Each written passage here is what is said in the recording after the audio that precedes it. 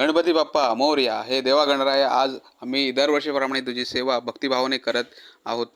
तशीच सेवा तू दरवर्षी आमच्याकडून करून घे. सेवेमध्ये काही चुकले असेल, अज्ञानातून काही त्रुटी घडल्या असतील तर त्या माफ कर.